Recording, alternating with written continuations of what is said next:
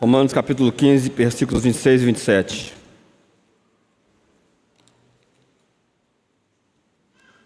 Porque pareceu bem a Macedônia e a Acaia fazer uma coleta para os pobres dentre os santos que estão em Jerusalém. Isso lhes pareceu bem, como devedores que estão para com eles, porque se os gentios foram participantes dos seus bens espirituais, devem também ministrar-lhes os temporais. Desde o domingo passado, dando continuidade ao estudo de Romanos, vários assuntos têm sido abordados, né? A palavra de Deus ela é muito rica, já comentei isso para os irmãos aqui, me assusta às vezes, né? Porque já li muitos livros, muita literatura, muitas coisas, né?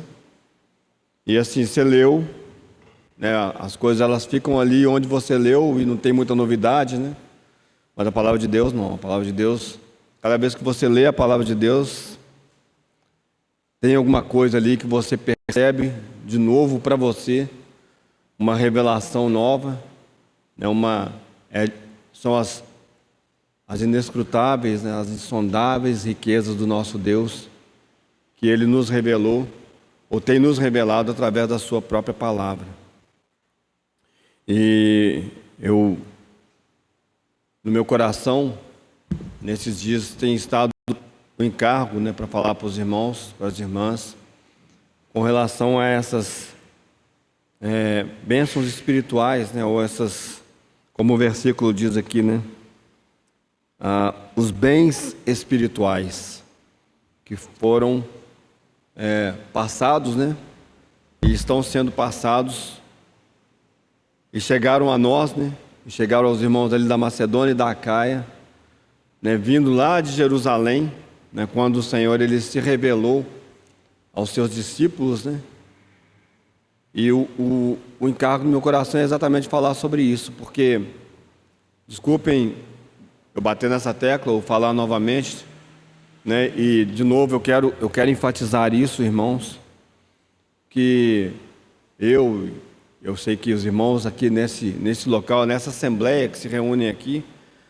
não nos julgamos em superioridade com relação a ninguém, né? Nós não somos melhores do que nenhum outro irmão que se reúne em outro lugar, né? E não temos a pretensão, né, de sermos melhores no sentido de nós temos a verdade, nós somos as pessoas que guardamos a verdade. Absolutamente, irmãos. O que nós tentamos fazer e nós desejamos fazer, isso nós realmente queremos, é sermos fiéis na luz que o Senhor tem nos dado. E na luz que o Senhor tem me dado, né, até aqui, fica no meu coração uma preocupação com relação aos caminhos que nós temos trilhado como igreja nesses últimos dias. Que também não é novidade, porque quando o próprio Senhor Jesus ele envia, né, através dos seus mensageiros, aquelas cartas às igrejas, e falei isso na semana passada, né, parece que profeticamente um dos períodos que a igreja vai passar, ou que está passando, pelo menos, né, é como a gente percebe, né, ou como a gente, na luz que temos, né, é esse período de Laodiceia, em que a opinião do povo ela é mais importante do que a opinião do Senhor, exatamente pelo fato de que o Senhor ele não está do lado de dentro, ele está do lado de fora, batendo a porta. E na sua sabedoria o Senhor ele já nos deu a chave para nós podermos mudar, ou nós temos uma atitude diferente. Ele diz: aquele que ouvir a minha voz, naquele que me ouvir, e abrir, destrancar a porta, eu entro e eu ceio com ele, né? Ou seja, hoje cada um de nós, como indivíduos, como salvos pela graça de Deus, e cada um de nós, e todos nós como assembleia, temos a obrigação, a necessidade de ouvirmos a voz do Senhor, destrancarmos a porta, pedimos a Ele: entra, Senhor. Porque, na verdade, é o Senhor que deve ser Rei e deve ser Senhor soberano sobre a sua igreja. Queremos ter comunhão contigo. né? E ao termos comunhão com Ele, Ele também nos leva a termos comunhão uns com os outros. E isso faz parte, isso é, ou isto também está entre os bens espirituais que nós precisamos, né, ter maior clareza a respeito deles. Talvez, como pode já ter acontecido, né?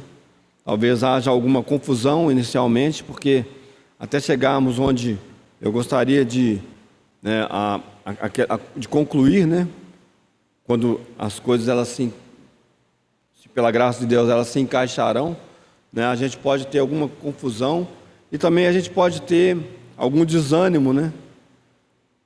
Porque as coisas que eu estou falando e as coisas que eu pretendo falar, elas não são novidades, né? Se estamos aqui buscando alguma novidade, eu lamento, vou frustrar os irmãos e as irmãs, porque não há novidade no que eu vou falar, né? E também não é nada que provavelmente vá mexer, né, nas minhas emoções. E o meu desejo é que mexa no nosso espírito, no nosso coração.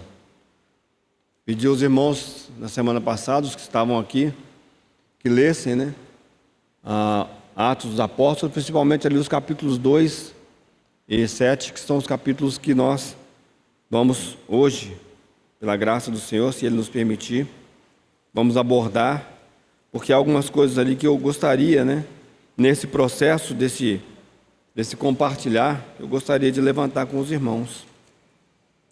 Eu tenho lido repetidamente nesses últimos dias e tenho tentado prestar atenção nos vários discursos que são feitos ali pelos apóstolos do Senhor em Atos, porque eu acho que ali há chaves muito importantes para nós. Há princípios muito importantes ali, né? Embora nós entendamos que Atos é um livro histórico e que conta ali a história, né? O que os discípulos falam ali, o que os apóstolos falam ali, as coisas que acontecem ali, nós as vemos, muitas delas nos sendo dadas como doutrina pelas cartas dos apóstolos. Então, muitas coisas que são faladas ali, depois elas são fortalecidas e corroboradas pelas cartas dos apóstolos do nosso Senhor Jesus Cristo, Paulo, Pedro, João, Tiago, todos eles. Então, nesses discursos aqui, e aí é muito interessante, irmão, porque nós estamos ali logo no início, quando as coisas estão começando, e Deus ele pretende trazer algumas bases importantes e interessantes para nós, para a sua igreja, e para como Ele iria agir nesse mundo a partir dessa realidade que é a revelação de Jesus Cristo para esse mundo. Então, são capítulos mais longos, por isso eu pedi que lessem, né? Nós não vamos ler todos, né? O capítulo 2, ele tem uma parte que a gente pode ler, ela não é tão longa. No outro capítulo 7, ele é um capítulo todo, né? Começando ali pelo finalzinho do capítulo 6, onde Estevão, né, ele começa a fazer muitas coisas, a falar, e aí depois ele começa a ser perseguido até a sua morte por apedrejamento, né, o primeiro mártir da igreja. E ali também nós vamos ver como é que o Senhor, e eu vou usar uma palavra que eu não acho que ela é uma palavra boa, mas ela é uma palavra que só para a gente poder se situar melhor, para a gente poder tentar entender como é que Deus ele faz uma ruptura. E eu falo que essa palavra não é boa porque na verdade não houve uma ruptura no sentido de que o que aconteceu é o que estava previsto aconteceu. A ruptura é porque parece que o que se esperava, ou parece não, na verdade o que se esperava era outra coisa, né? O Messias falei muito sobre isso na semana passada, o Messias que os judeus esperavam e esperam até hoje, ele não poderia ser um Messias, entre aspas, fraco, né? E também ele não podia reivindicar ser Deus. Ele seria um enviado de Deus, e ele seria um homem forte, poderoso, como Davi, ou como Moisés, né, que libertaria o povo do exército romano de todo jugo. Era isso, ou é isso que os judeus aguardam. Mas não foi isso que aconteceu. Na verdade, o que aconteceu foi muito melhor do que isso. Foi muito superior a isso. Porque nós podemos nos julgar livres em muitas situações, mas o nosso coração estará aprisionado por muitos falsos deuses. E era o que acontecia com os judeus e é o que acontece com a raça humana. Nós às vezes achamos que estamos livres, né? E os judeus achavam que serem libertos de Roma ou de qualquer outro império seria a libertação, quando na verdade o que eles precisavam e o que nós precisávamos e o que a humanidade precisa é de uma libertação de um mundo tenebroso, de um inimigo que ele, por usurpação, ele tomou essa terra e ele cativou, cativar também não é uma boa palavra, ele se apoderou dos corações humanos, né, e nos afastou de Deus. Aqui quando Pedro, por exemplo, vai falar, e aí nós estamos em Atos capítulo 2, eu creio que a gente pode ir acompanhando aí, a partir do versículo 14, a gente sabe o que aconteceu em Atos capítulo 2, né? Foi o cumprimento daquela promessa do Senhor Jesus falando com os discípulos, falando, olha, fiquem quietos, fiquem em Jerusalém, até que do alto sejais revestidos de poder. E aí, depois disso, vocês serão as minhas testemunhas. Então, eles estavam quietos, eles estavam amedrontados, eles estavam ali recolhidos, né, no lugar, né, aquelas 120 pessoas no cenáculo, num lugar ali, né, e aí naquele dia, né, quando o Senhor Jesus ele, então é glorificado pela sua obra redentora, ele então também como uma promessa dele, se eu não for, não poderei enviar o Espírito. Ele vai e ele envia o Espírito Santo desce sobre eles como línguas de fogo, e é um acontecimento muito marcante, e é na festa de Pentecoste, nessa festa em que havia muitas pessoas de fora, muitos prosélitos, muitas pessoas que não eram judeus e abraçaram a fé judaica, e muitos judeus estavam reunidos ali para aquela festa, e naquele lugar, né, Deus é muito sábio, né?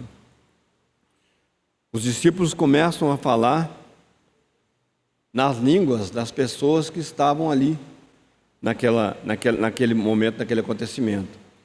E as pessoas, o relato bíblico é que as pessoas começam a ouvir de falar das maravilhas de Deus na sua própria língua.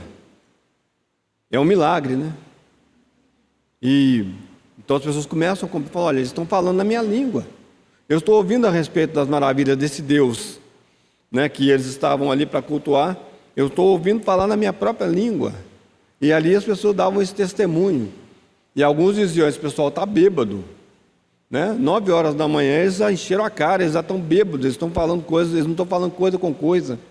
Pessoas que não tinham ouvidos para ouvir. E a gente sabe então o que aconteceu, é que eles começaram a falar essas coisas e Pedro ele intervém.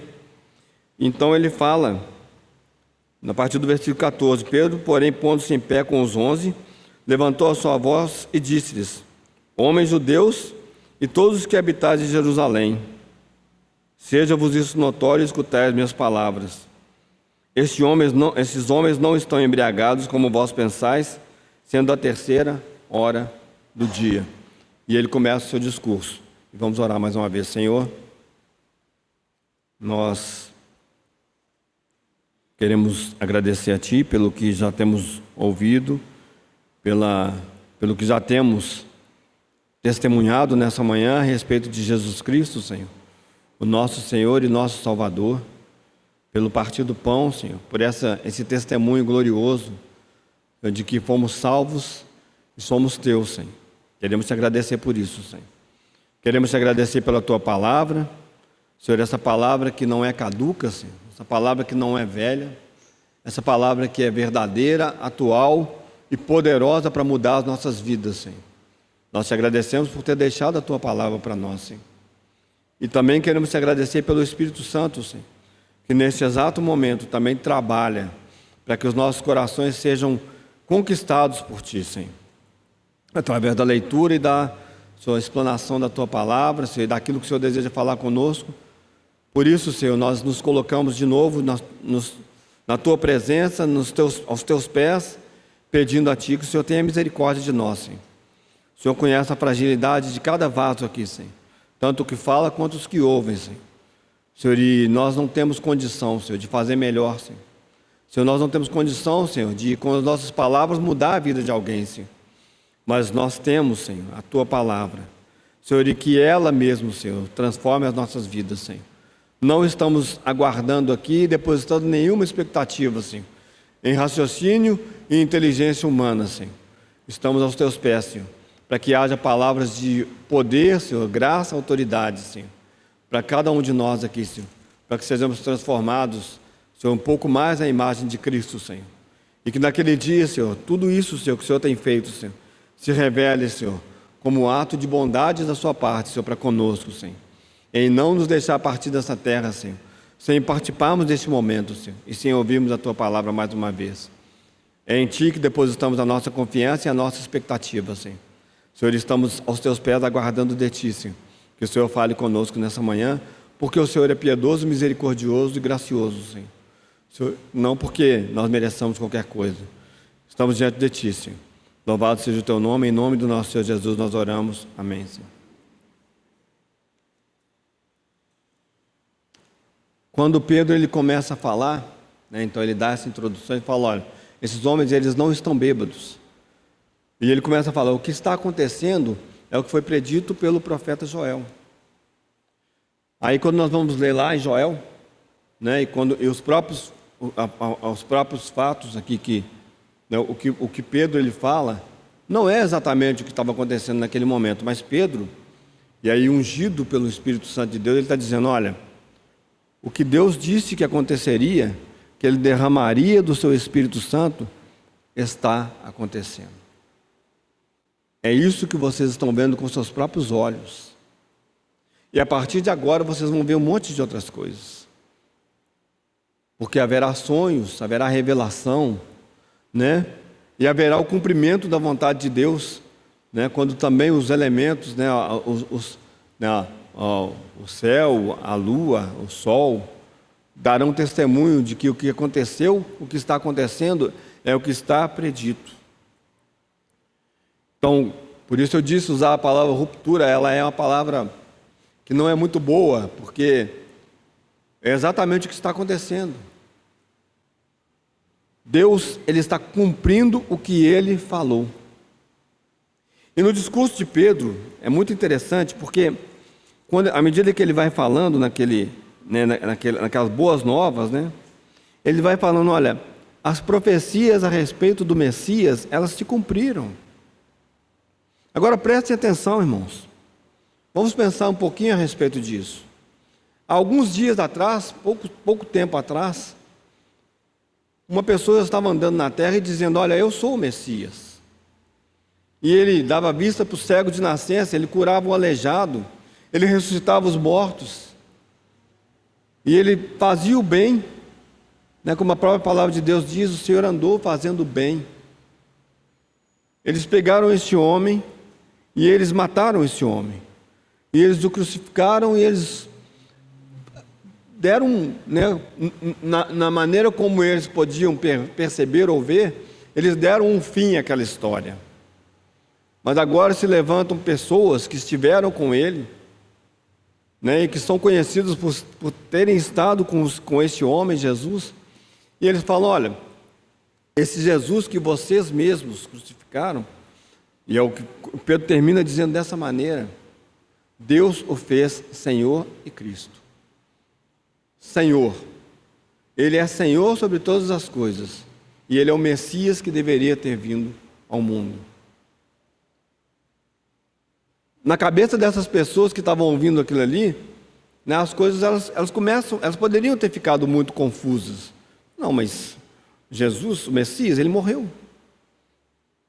Nós vimos Ele lá sendo crucificado, Ele morreu, Ele foi enterrado. Porque muitos não viram o Senhor ressurreto. Foi dado aos seus discípulos o verem ressurreto, né?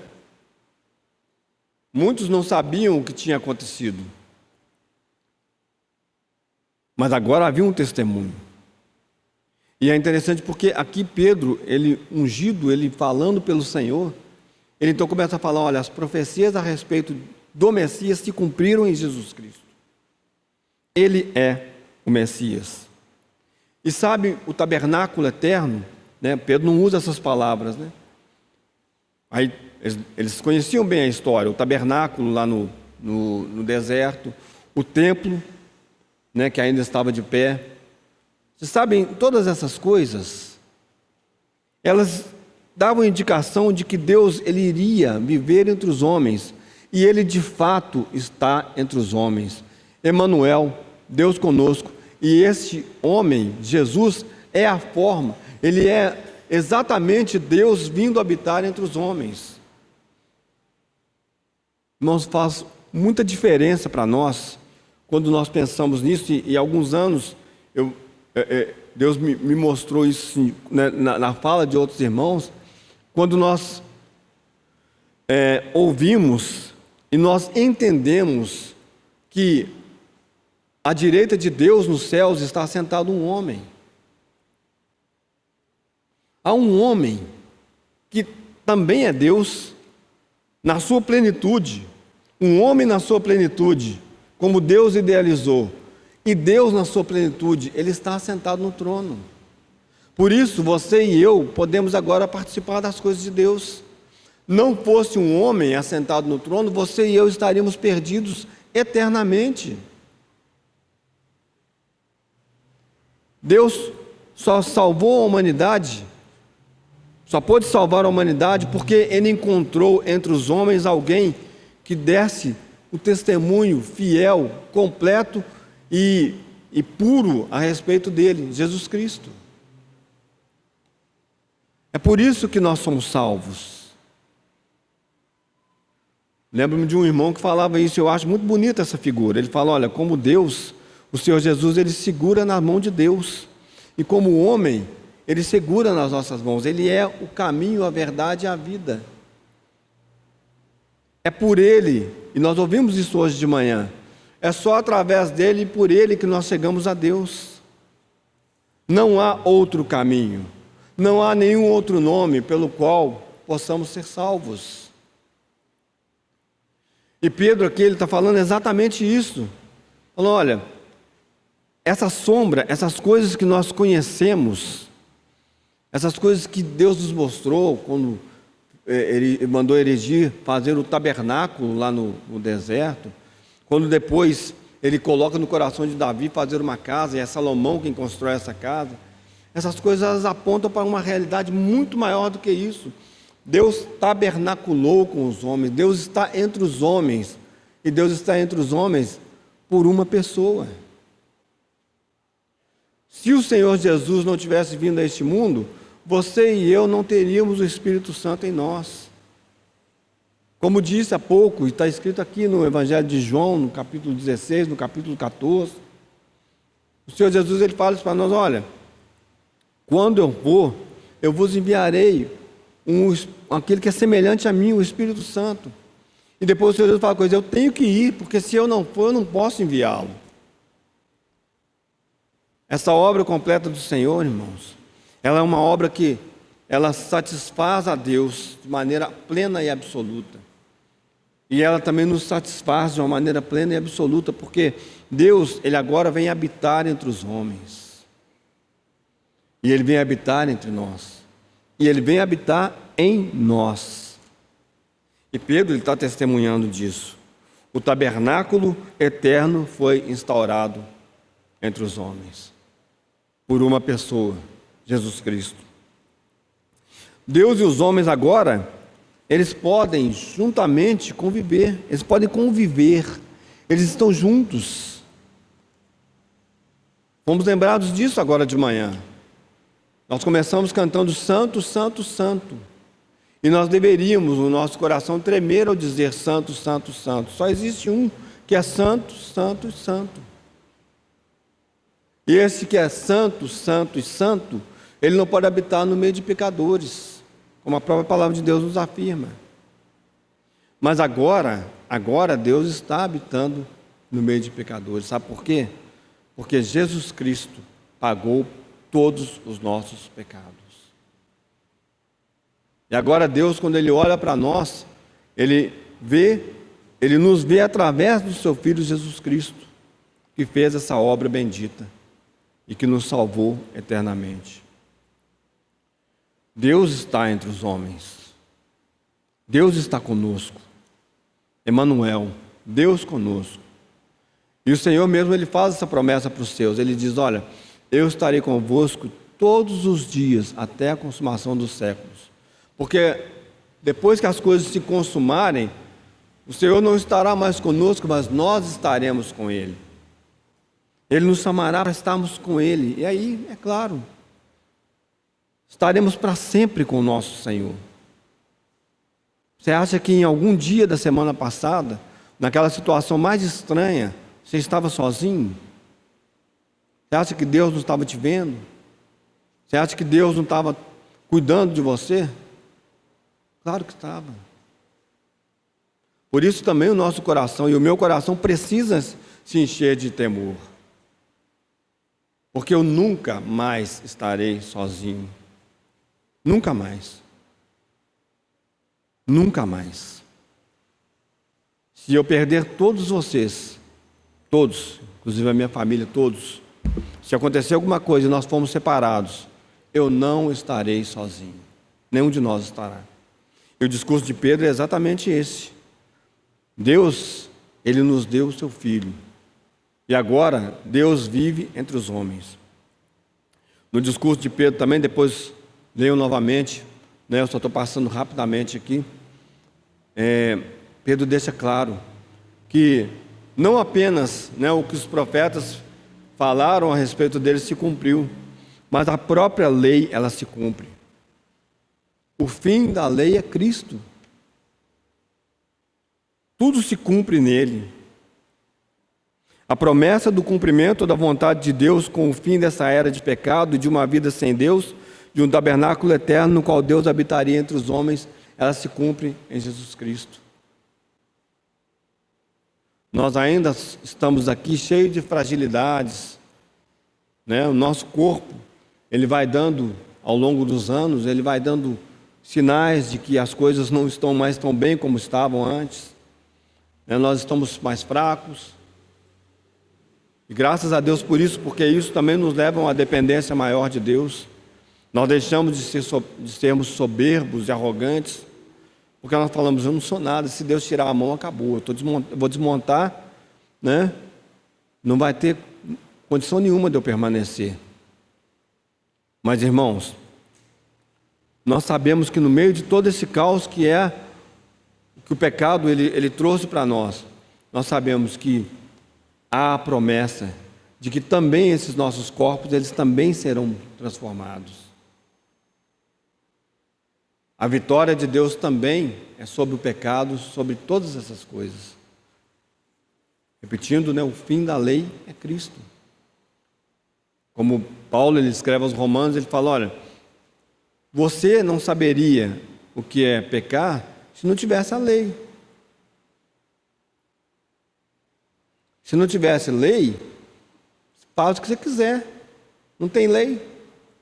Você pode fazer o que você quiser, porque o que é errado? Não tem nada para me dizer o que é errado. Mas a lei, ela vem e diz para nós, olha, tem muitas coisas que você não pode fazer. E aí, também, para aquelas pessoas que estavam ouvindo, há uma grande libertação, há uma mensagem de grande libertação. Porque Pedro também vai mostrar que Jesus Cristo, ele também é o fim da lei. Ele é o cumprimento, ele é o amém de Deus, como ouvimos recentemente. Nele está o sim, nele está o amém.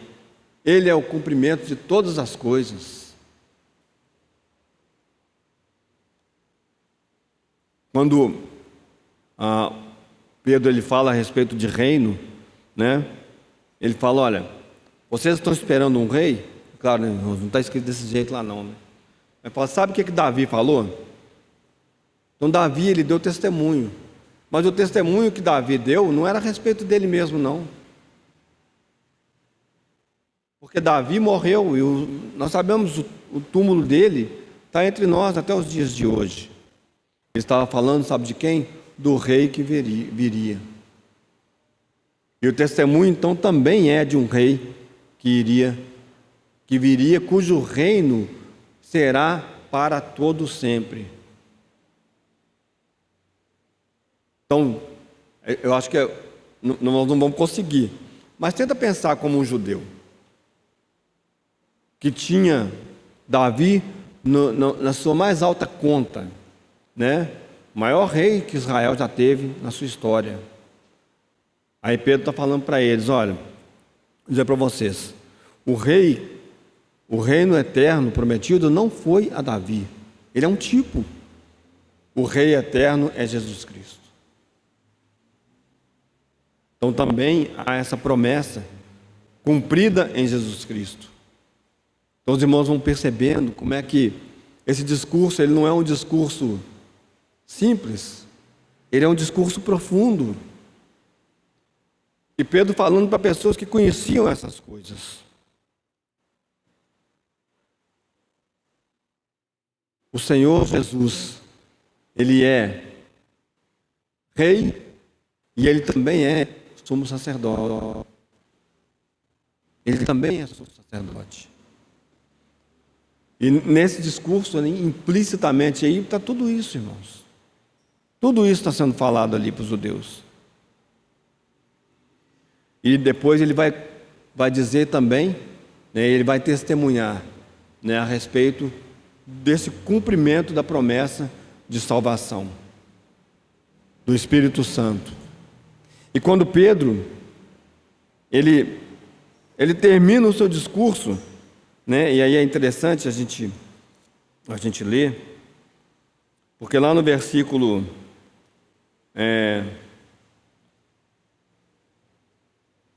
37, depois que o Senhor fala tudo isso, né? No 36, que é o versículo que eu já citei aqui, ele fala assim: saiba, pois, com certeza toda a casa de Israel, que é esse Jesus a quem vós crucificastes, Deus o fez Senhor e Cristo.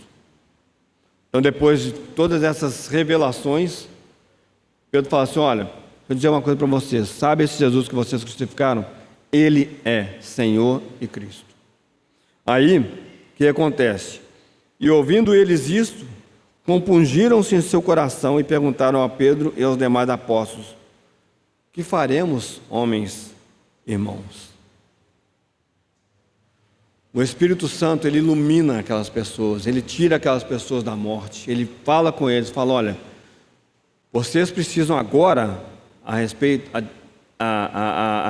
dessas coisas que vocês ouviram, vocês precisam tomar uma atitude. Muitos ali não foram iluminados. Muitos continuaram a sua vida da maneira que queriam.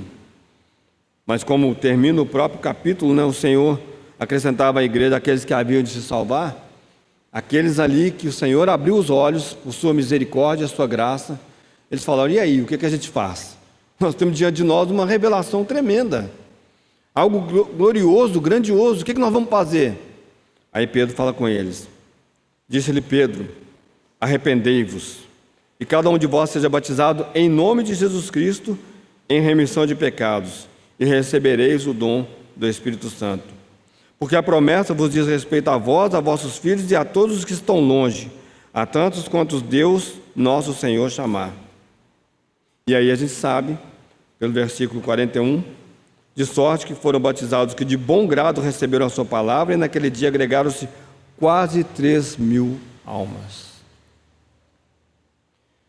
A palavra de Deus chegou para essas pessoas, e pessoas que estavam ali, né, tateando no escuro, né, tentando ver como achar a Deus, né, com os muitos preceitos diante deles, né, com as celebrações, com aquelas coisas que estavam naquele momento tomando o seu devido lugar.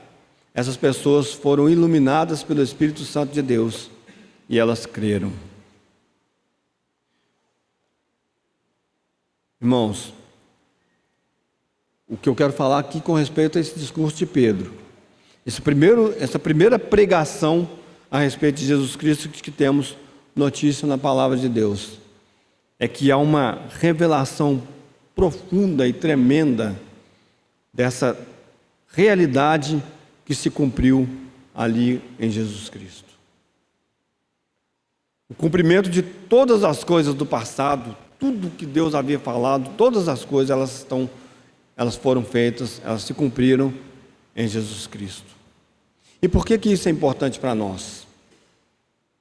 Porque essa realidade, irmãos, né, quando nós cremos, eu creio que foi assim com os irmãos, pelo menos comigo foi assim, quando a luz de Deus raiou, ela brilhou sobre mim, e eu vi que havia um Salvador que poderia me tirar dos meus caminhos imperfeitos e tortuosos, né?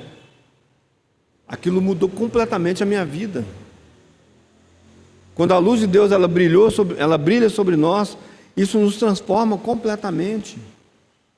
Nós agora começamos a olhar para frente com uma nova perspectiva e falar assim: olha, eu não posso mais andar nos mesmos caminhos que eu estava andando. E qual que é a tragédia? É que esse evangelho pregado aqui por Pedro, é claro, tem o seu lugar histórico. Não podemos nos esquecer disso, né? Tem as pessoas para quem ele estava falando, né?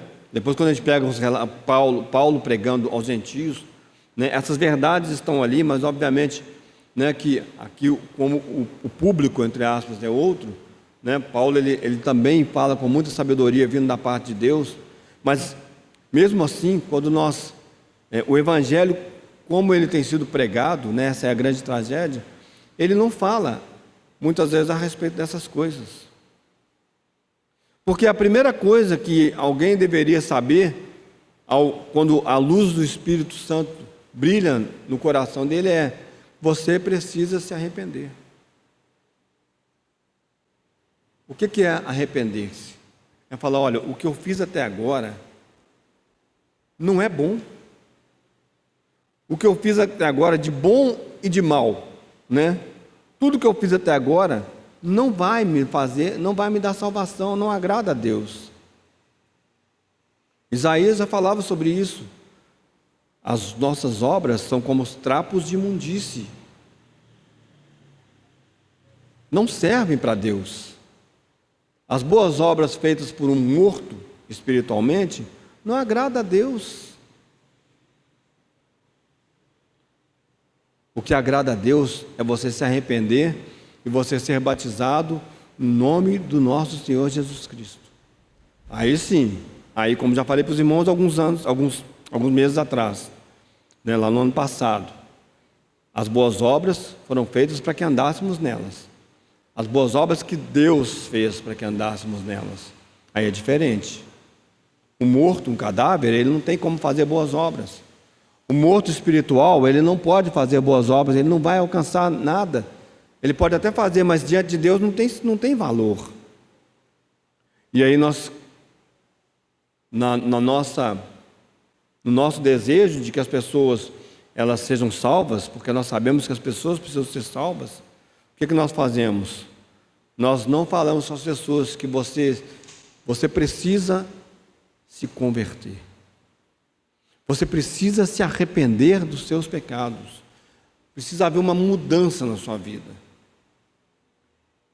E essa pregação desse tipo de evangelho, se é que podemos chamar um outro evangelho, o que ele vai gerar? Ele vai gerar um monte de gente que procura a Deus para receber das suas dádivas e dos seus bens, mas que não agrada a Deus com a sua vida. Mas que não vive uma vida que agrada a Deus. Se nós pudéssemos pegar essa pregação de Pedro, né? E é isso que os irmãos da Macedônia e da Acaia recebem. É isso que eles recebem. Olha, Jesus Cristo, Ele é Senhor. E Ele é Cristo. Ele é o Senhor. Ele é o Senhor sobre a sua igreja. Nós vamos falar sobre igreja, não vai dar tempo hoje também, porque eu quero colocar isso na nossa perspectiva aqui, embora isso esteja sendo pincelado aqui, né? Mas o nosso Senhor Jesus Cristo, Ele é Senhor e Cristo. Você deve obediência a Ele, e não é o contrário. Você deve ser obediente a esse Senhor. Você deve viver da maneira como Ele quer que você viva, e não o contrário. Se Ele te der riquezas, amém. Se Ele não te der, amém também. Se Ele te der saúde, amém. Se Ele não te der, amém também. Todas as coisas, elas devem e elas concorrem juntamente para o bem daqueles que amam a Deus, daqueles que são chamados segundo o seu decreto.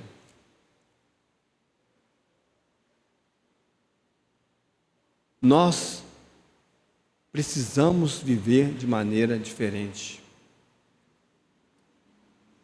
Quando eu falo que a palavra ruptura não é boa, é porque nós precisamos ter em mente essa verdade.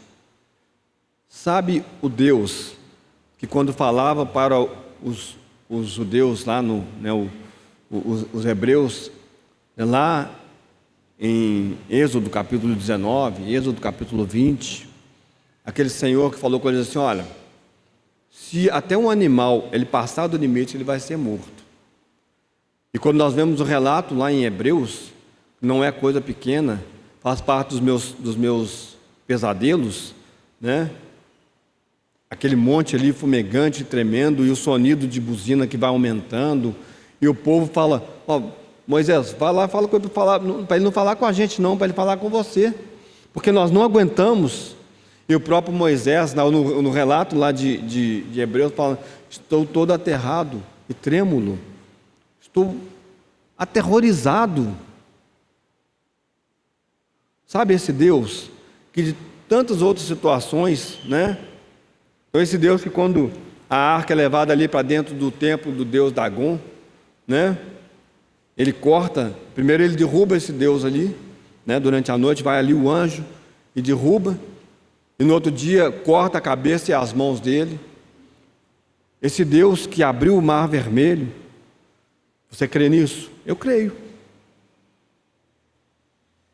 Eu creio nisso. Esse Deus que fez todas essas coisas, esse Deus que criou os céus e a terra, falou assim, ó, haja luz, e houve luz. Produza, apareça, faça isso. Lá no relato de Gênesis, esse é o mesmo Deus que agora está entre nós. Ou você acha que Deus mudou as suas características? E por que eu não vou ser reverente a esse Deus? Porque Hebreus diz, o nosso Deus é um fogo consumidor. Eu acho que nós devíamos brincar com tudo nessa terra, menos com Deus. E isso inclui a igreja do Deus vivo. Que em Jesus Cristo nos comprou para si mesmo. A nossa vida tem de ser diferente, irmãos. Mas aí quando nós não conseguimos perceber as verdades básicas do Evangelho, e nós não pregamos um Evangelho que é o Evangelho das sãs palavras do nosso Senhor Jesus Cristo, nós criamos um grupo de pessoas que não conhecem a Deus, que não sabem qual é o poder de Deus, que não conhecem a palavra de Deus e vivem vidas de libertinagem, vidas de muita tranquilidade, como se fosse o povo de Deus. Dá uma olhadinha lá em Apocalipse capítulo 3, a igreja de Laodiceia, eu comecei falando aqui, dá uma olhadinha no estado. Estamos ricos e abastados. Não temos falta de nada. Nós temos tudo o que nós precisamos. E se talvez alguém pudesse chegar numa congregação como essa, né, se pudéssemos materializar isso, né, e na verdade isso é verdade entre nós, e alguém falasse, não, que beleza, né? Vamos imaginar que alguém do passado, Paulo, né, Paulo, depois do Senhor Jesus, o meu personagem bíblico preferido, né? Se eu posso dizer assim.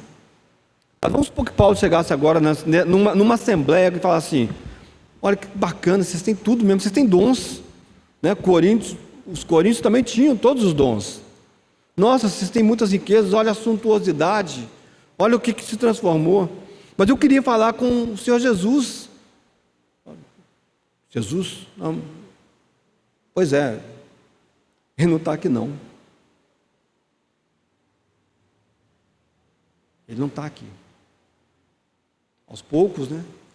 Nós fomos progredindo e aí nós vimos que nós não temos muita necessidade dele não. Porque olha o estado que nós chegamos.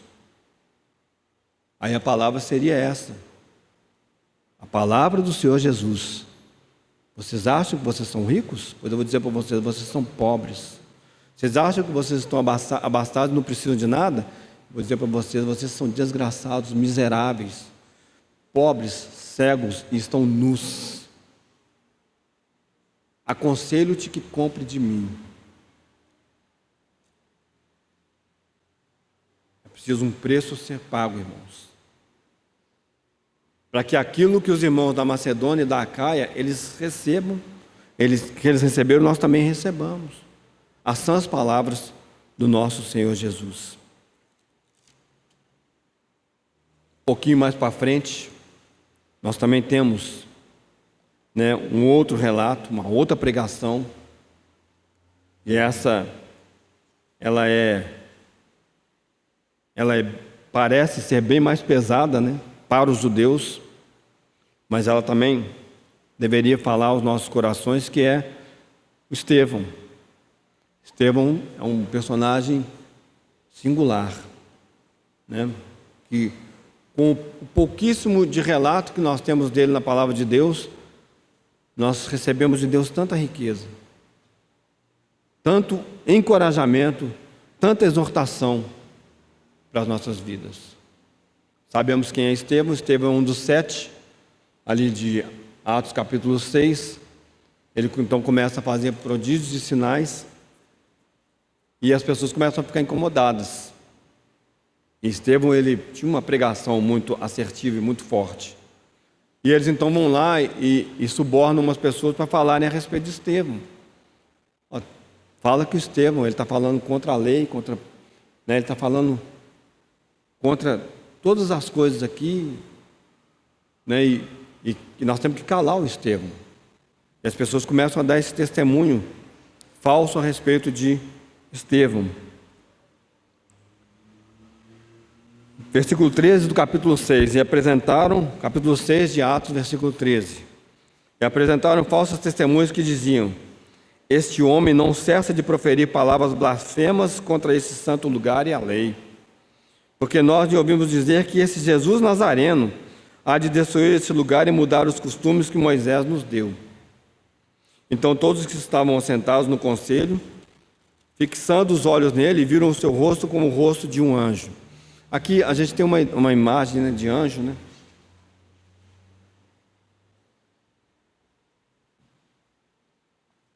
Uma vez uma pessoa me mostrou uma foto de uma criança, muito bonito o menino mesmo. Falou assim: olha, que rostinho de anjo.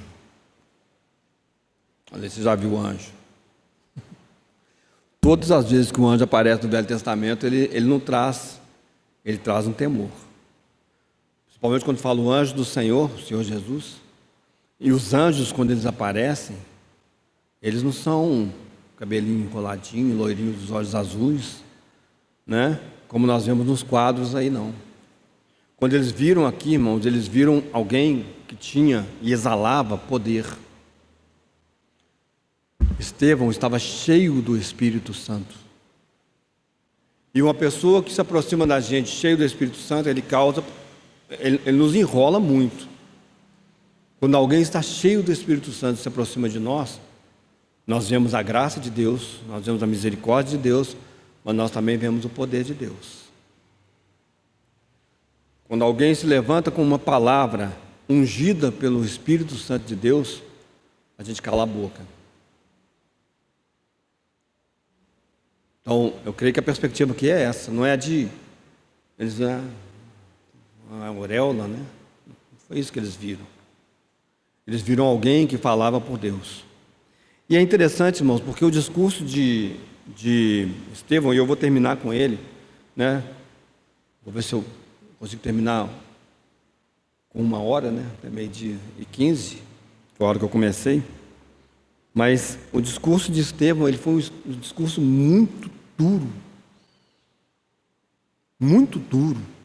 Por que vocês acham que eles apedrejaram Estevão? É porque Estevão tocou em pontos muito importantes para os judeus. Muito importantes. E ele foi quebrando, né, todas aquelas coisas que eles... Porque quando eles falam assim, olha, ele está falando contra esse santo lugar, ele está falando que esse Jesus, ele vai mudar os nossos costumes, né? Aí Estevão mostra para eles quais eram os costumes deles. Ele começa falando, né, de Abraão. Ele fala, sabe, Abraão, nosso pai Abraão? Pois é. A promessa que foi dada para Abraão, ele não usufruiu dela. E aí a gente lembra de Gálatas. A promessa foi dada ao seu descendente, não aos descendentes, ao seu descendente que é Cristo. Então, vocês estão achando que a promessa ela foi dada a Abraão para que se cumprisse em Abraão? Não. A promessa se cumpriu em Cristo. Então ele começa falando de Abraão, né?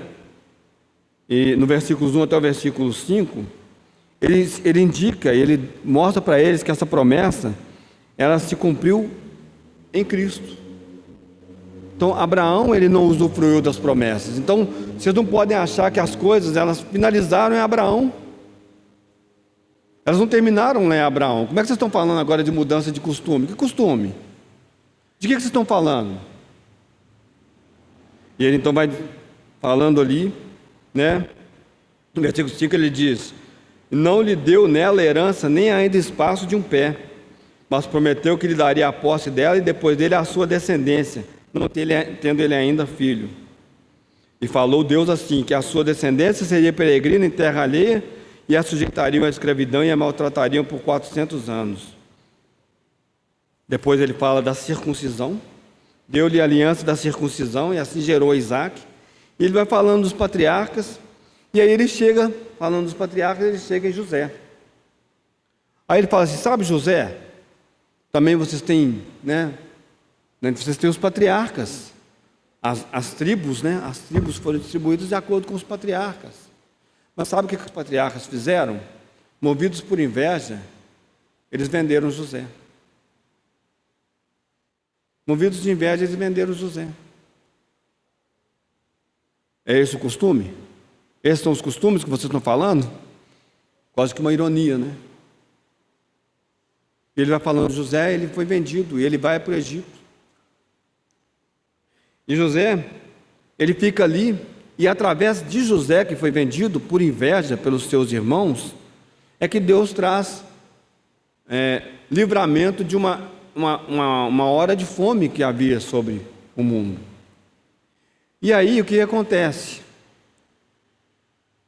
O povo, né, Jacó e os seus filhos, eles descem para habitar ali no Egito.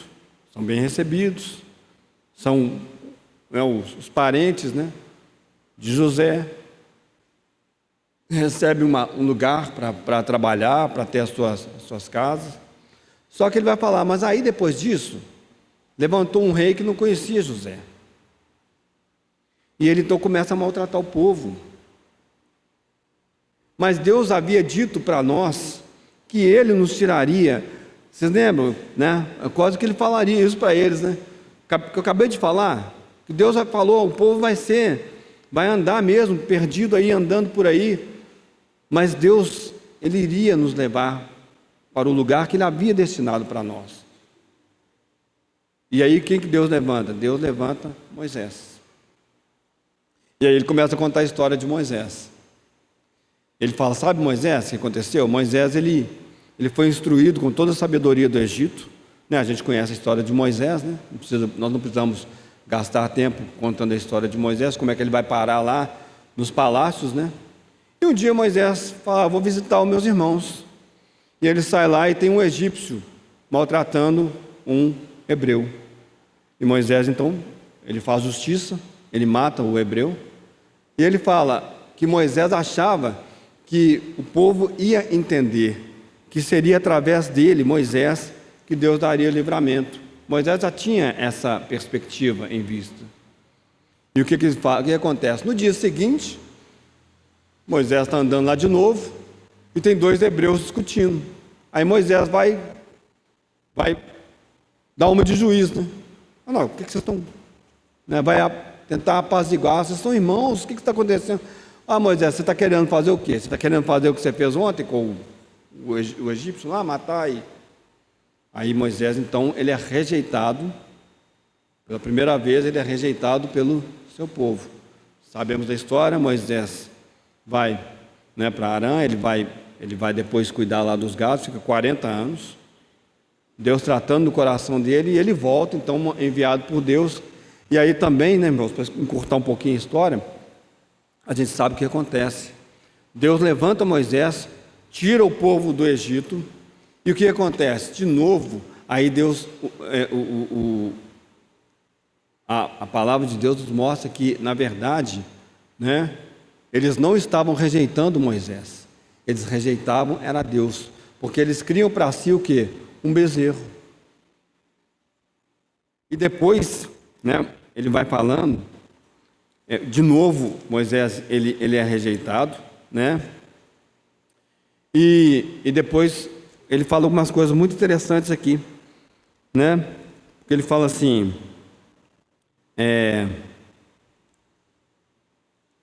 fala a respeito de Moisés, como é que foi esse encontro de Deus com Moisés, né? A este Moisés, versículo 35, capítulo 7. A este Moisés, ao qual haviam rejeitado ou negado, dizendo: quem que se constituiu príncipe e juiz? A este enviou Deus como príncipe e libertador, pela mão do anjo que lhe aparecera na sarça. Foi este que os conduziu para fora, fazendo prodígios e sinais na terra do Egito, no Mar Vermelho e no deserto, por 40 anos. Aí, este é aquele Moisés que disse aos filhos de Israel: o Senhor vosso Deus vos levantará dentre vós, irmãos, um profeta como eu, a ele ouvireis.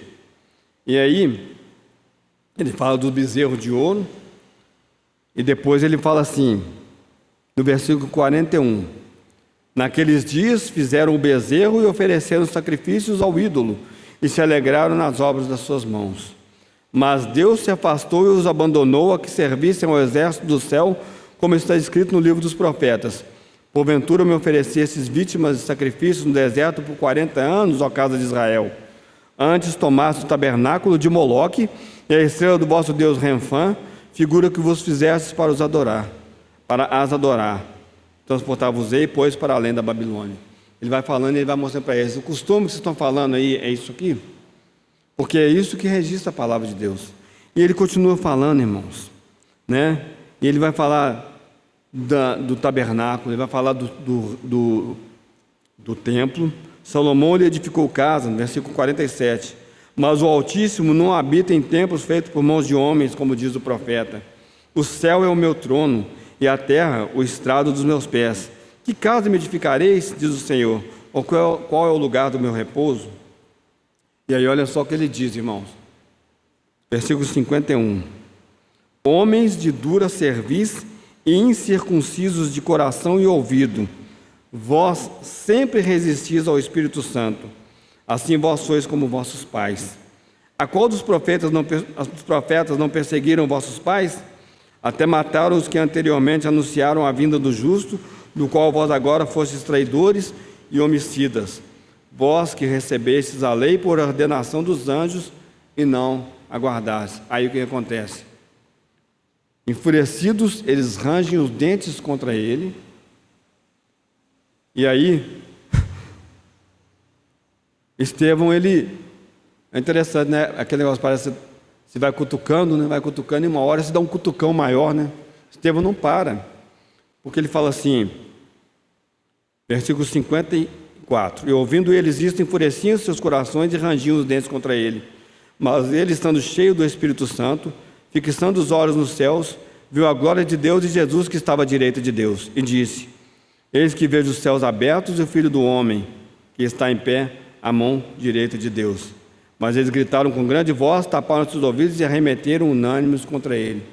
E aí eles apedrejam Estevão e o matam. Por que eu estou falando tudo isso, irmãos? Estevão, ele vai mostrar para eles o seguinte: E é isso tudo que eu vim falando até agora, né? Ele termina dizendo para eles: olha, vocês receberam a lei por intermédio de anjos. Gálatas também fala isso, né? A lei dada por intermédio de anjos. Vocês receberam a lei e não a cumpriram. E aí ele fala: e sabe o que eu estou vendo? Eu estou vendo o céu aberto. E eu estou vendo Jesus, o Filho do Homem. Ele fala apenas o Filho do Homem, em pé à direita de Deus. Era demais para eles. Era muito para eles. Aqueles homens, aquelas pessoas, eles estavam ali esperando alguma coisa. Eles estavam esperando alguma coisa que Deus não havia prometido para eles. E quando eles são advertidos de que na caminhada dos judeus, dos hebreus, naquela caminhada deles, desde lá de Abraão até agora, o que eles fizeram foi resistir ao Espírito Santo, para eles foi muito duro. Porque eles não podiam resistir a essa palavra. Era verdade. Tudo que Estevão estava falando era verdade. Mas eles não queriam ouvir. E aí, irmãos, quando o testemunho de Estevão a respeito de Jesus Cristo, falando: olha, Jesus Cristo está à direita de Deus. Ele é o cumprimento de todas as coisas. Deus não habita em templos feitos por mãos de homens. Vocês acham que o privilégio de vocês de ter tido o templo é para sempre? É como o Senhor Jesus falou para a mulher samaritana: pois eu te digo que nem em Jerusalém, nem nesse monte, vocês vão adorar a Deus. Porque os adoradores de Deus, eles o adorarão em espírito e em verdade.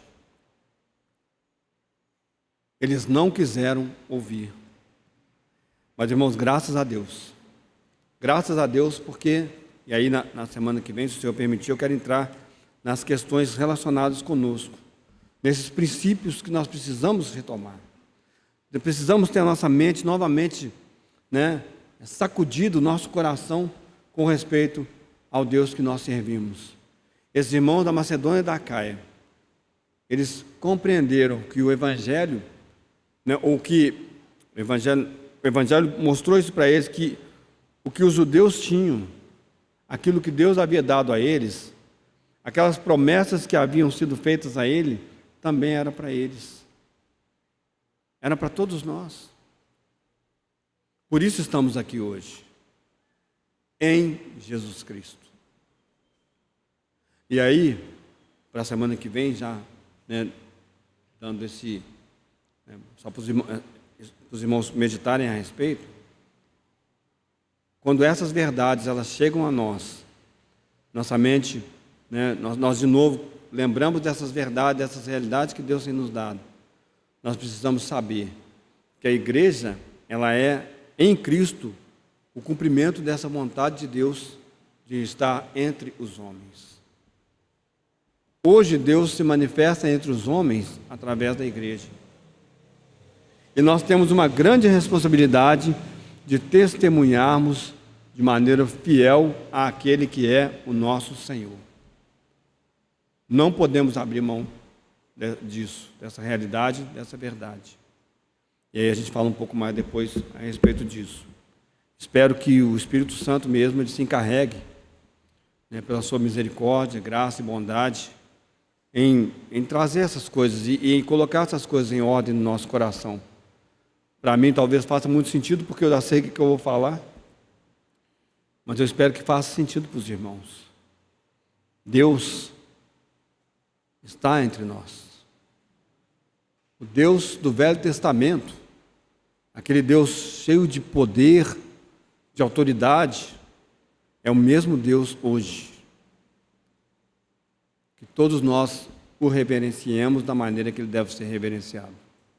Ó Senhor, nós pedimos a Ti que o Senhor nos ajude, Senhor, na nossa limitação, na nossa fragilidade, na nossa falta, Senhor, de um vocabulário melhor, Senhor, de um pensamento mais ordenado, Senhor. Que o Senhor fale conosco, Senhor. Que o Senhor possa dar entendimento para nós em todas as coisas, Senhor, para que a nossa vida testemunho, Senhor, do Emanuel, Deus conosco, Senhor. Ao longo dessa semana, ao longo desses dias que temos de vida, Senhor.